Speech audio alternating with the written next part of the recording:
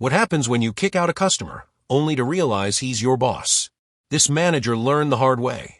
The showroom floor gleamed under the warm overhead lights, each luxury car displayed like a masterpiece. This wasn't just a dealership, it was a haven for the elite, where no one asked about prices because if they had to, they didn't belong. Nicole Harrington, the newly appointed general manager, stood at the center of it all. She had built a reputation as a sharp professional, one who could spot serious buyers and had zero tolerance for time wasters. This Beverly Hills dealership wasn't for Instagram influencers or dreamers. It catered to clients who signed contracts without a second thought. Adjusting the cuff of her tailored blazer, Nicole observed the showroom's rhythm. A salesperson discussed a Lamborghini Urus with a couple, while another led a well-dressed man toward financing. Everything was running smoothly until the door swung open. A man walked in alone. Something about him felt off. Not unkempt, but definitely out of place. Worn jeans, a leather jacket, dark sunglasses. He moved with an easy confidence like someone who had walked into 100 showrooms before, never questioning whether he belonged. Nicole's gaze sharpened as he approached a classic red Ferrari Testarossa near the entrance, a collector's item, priced deep into 6 figures. Not something to touch without permission. She gave it a moment. Maybe he was just admiring it. But then, his fingers traced the car's hood. That was enough. Nicole squared her shoulders and strode toward him, heels clicking against the polished floor. She had no idea she was about to make a serious mistake. With a practiced calm, she approached, her tone firm but neutral. She'd dealt with men like him before, the ones who wandered in, touched what they shouldn't, asked a few questions, then left without spending a cent.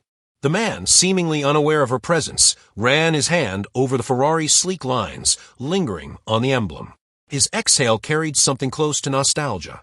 Nicole cleared her throat. "Excuse me, sir." He turned slowly, sunglasses hiding his expression. "I'm the general manager," she continued, maintaining her professional tone. "Do you need assistance?" For a moment, he simply nodded before speaking in a deep, gravelly voice, familiar yet unreadable. "Yeah, nice car. You got a 72 Daytona in stock." Nicole's patience wore thin. That wasn't a casual question. Any real buyer knew a classic Ferrari Daytona wasn't just sitting on a showroom floor waiting for a test drive. She tilted her head. "We don't keep vintage models available for walk-ins."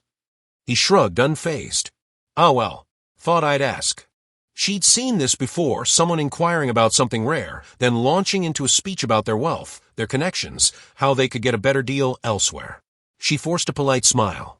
"If you're serious about purchasing, I'd be happy to set up an appointment with one of our specialists." Instead of agreeing, he chuckled, a low, amused sound that struck a nerve. It wasn't his words, but the way he said them. Her arms crossed. "Something funny?" His head tilted slightly, as if assessing her. No, I get it." He gestured vaguely. "I don't look the part." Nicole didn't confirm or deny. He wasn't wrong. His jacket was worn, not tailored. His jeans had seen better days. His boots belonged on a motorcycle, not in a high-end showroom. Maintaining her polished tone, she said, "We cater to a specific clientele. I'm sure you understand." A long pause. Then a smile. Not cocky, not smug, just knowing. "Yeah, I understand." He turned back to the car, fingers skimming the side panel once more. That was it. "Sir," Nicole said, patience exhausted, "please don't touch the vehicles." He lifted his hands in mock surrender. "Relax, I'm just looking." "Enough." Nicole stepped closer, lowering her voice. "This is a luxury dealership, not a museum. If you're just looking, I'm going to have to ask you to leave." The man exhaled, shaking his head slightly as he adjusted his jacket. All right. He turned as if to leave, then hesitated. "Actually, mind if I check out that Aston Martin in the back?" Nicole nearly laughed. Now he was just wasting time. She gestured toward the exit. "Sir, I'm asking you to leave. Now." A quiet murmur rippled through the staff. That's when Nicole noticed her assistant manager. Greg stood just a few feet away, his face drained of color as if he had seen a ghost.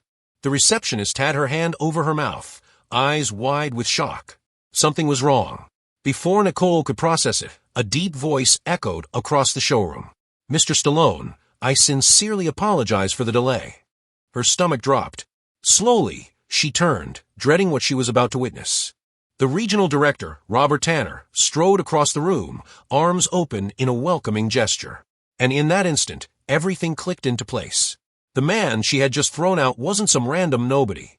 He was Sylvester Stallone. And worse, he wasn't just a customer.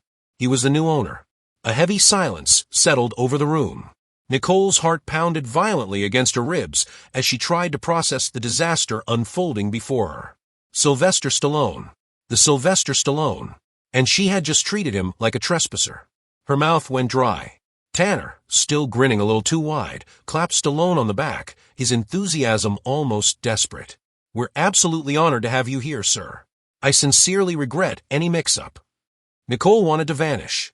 Stallone, however, remained unfazed. Hands tucked casually into his jacket pockets, he barely reacted at all, just gave a small nod, as if none of this really mattered. But it did. Tanner finally turned toward her, his expression caught between panic and forced composure. "Nicole," he said, voice strained, "would you mind explaining?" Her mind blanked. This was bad. Very, very bad. I didn't know," she managed, forcing the words out. Stallone raised a hand, cutting her off. Nah, he said easily, his tone calm, almost amused. She was just doing her job. Looking out for the place. That's a good thing, right? Nicole blinked. Wait, he wasn't mad. Tanner let out a nervous laugh. Of course. Miss Harrington is one of our top managers. This was just a simple misunderstanding. Nicole studied Stallone's face, trying to gauge his thoughts. He wasn't angry, but he also wasn't brushing it off. He was observing her like he was sizing her up. Then finally he spoke. "So, you're the one running things here?" She nodded quickly. "Yes, sir. I was recently promoted." Stallone let out a low hum, considering. "You know," he mused, "it's been a long time since someone told me to get lost." The room remained deadly quiet. Nicole opened her mouth to apologize again, but he lifted a hand, stopping her. "I get it," he said simply. "You thought I was just some guy wasting your time. You have rules. You don't let just anybody walk in and do whatever they want. That's good." Nicole wasn't sure where this was going. Then he continued, "But what if I was a real customer? What if I was just some guy dressed down, looking to drop a few million here? You would have kicked me out anyway, right?" Her stomach twisted. He was right. She had made a snap judgment, assumed she knew exactly who he was based on nothing but his appearance. She hesitated. "I thought I was protecting the dealership's reputation." Stallone gave a small smirk. "That's the problem," he said. "You weren't protecting the dealership. You were protecting your idea of who belongs here." The words hit like a gut punch. Nicole felt her face flush with heat. She wanted to argue, to explain herself, but deep down, she knew he wasn't wrong. Her entire career had been built on being sharp, efficient, and decisive. But in doing so, she had become too rigid. She had looked at a self-made legend, a man who had risen from nothing, and dismissed him as a nobody. Before she could respond, Stallone turned to Tanner. "We're going to have a little talk," he said. "Let's grab an office." Tanner nodded so fast it was almost comical. "Of course, sir. Right this way." Nicole stood frozen, heart still hammering, watching them walk away. Was she about to be fired? Or was something even worse about to happen? The weight of what had just transpired pressed down on her like a vice. The showroom, normally a space of refined elegance, felt suffocating. Her employees whispered among themselves, exchanging glances. She knew exactly what they were thinking. She hadn't just embarrassed herself. She had humiliated herself in front of Sylvester Stallone, the owner. Forcing herself to take a breath, she braced for whatever came next. Nicole kept her posture straight, but inside, her stomach churned. What was happening in that office? Was Tanner scrambling to cover for her? Was Stallone laying out her termination like it was a done deal? Minutes stretched into what felt like hours. Then, at last, the door swung open. Stallone walked out first, hands still tucked into his pockets, his expression unreadable. Tanner followed closely behind, his face flushed, his eyes darting around like he wasn't sure where to look. Nicole's throat tightened. This was it. She braced herself. Stallone stopped in front of her, studying her for a long moment. Then, in that same calm, measured tone, he said, "Walk with me." Nicole hesitated for a split second before nodding. Each step felt heavy as she followed him through the showroom. The space, usually sleek and polished, now felt too bright, too exposed. Her employees' eyes trailed after them, whispering. When they reached a quieter section, Stallone finally stopped. He ran a hand over the smooth, sleek frame of a black Aston Martin DBS Superleggera. You like this car? He asked. Nicole swallowed hard. Yes, sir. It's one of my favorites. He nodded. Mine too. Silence stretched between them. Then finally, you know why I bought this place? Nicole shook her head, uncertain. Stallone let out a soft chuckle, almost like he was reminiscing. Because once when I was younger, I walked into a dealership like this, and they treated me like I didn't belong. He turned to face her. Kind of like what you did today. Nicole felt her chest tighten. This was it. She was done. But instead of firing her, Stallone simply sighed. I get it. You worked your way up. You had to be tough, had to keep the wrong people out. But the thing is, sometimes you don't know who you're looking at. He took off his sunglasses, meeting her eyes for the first time. Ever hear that phrase? Every champion was once a contender who refused to give up. Nicole nodded slowly. Yeah. Stallone smirked. I said that.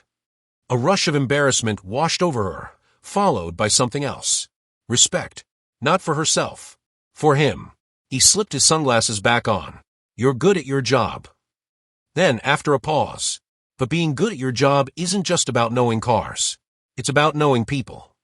Nicole swallowed the lump in her throat. I understand. Stallone studied her for a moment longer, then nodded. Good. Then, just as casually as he had arrived, he turned and started walking away. Nicole blinked. Wait, what does this mean? Stallone paused, glancing over his shoulder. It means you still have a job. Relief flooded her. But then he added, for now. Her relief vanished. Whether you keep it, that's up to you. And just like that, he was gone. Nicole stood there breathless. She hadn't been fired. But she hadn't been forgiven either. She had something to prove. The weight of Stallone's words settled deep. She still had a job, but only because he was giving her the chance to fix her mistake. The humiliation still burned. But something else took over. A need to prove herself.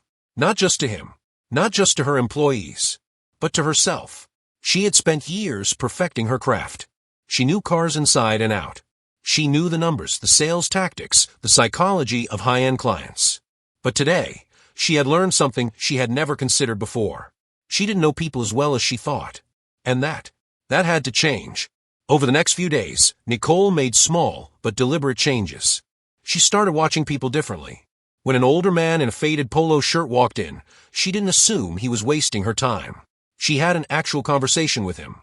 By the end of it, he had placed an order for a brand new McLaren. When a young black man in a hoodie strolled through the showroom, she didn't make a snap judgment.